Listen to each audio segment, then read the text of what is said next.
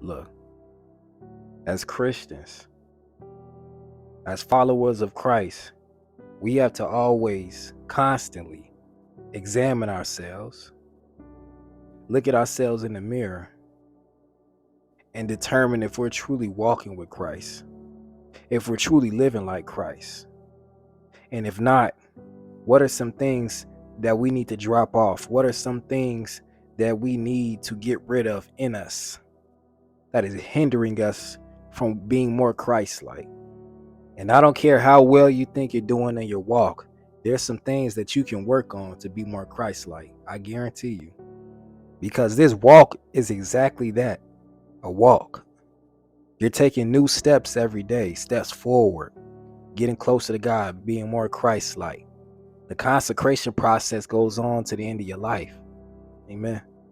So it's really best for us to humble ourselves before God does, because He will. God will, and He will show you the things in you that you didn't even know about yourself. See, Paul is talking exactly about this in 2 Corinthians chapter 13, verse 5. He says, examine yourselves, whether ye be in the faith. Prove your own selves.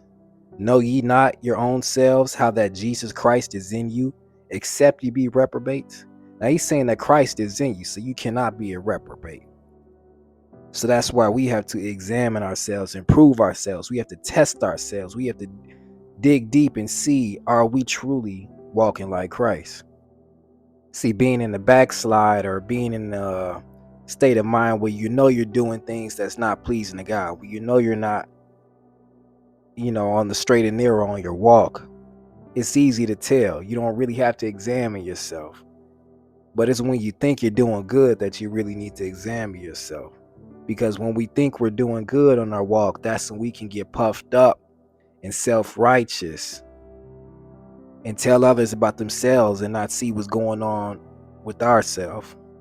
So with that being said, I just want to remind you to stay humble and let God continue to cleanse you day after day, because the process is never ending of consecration.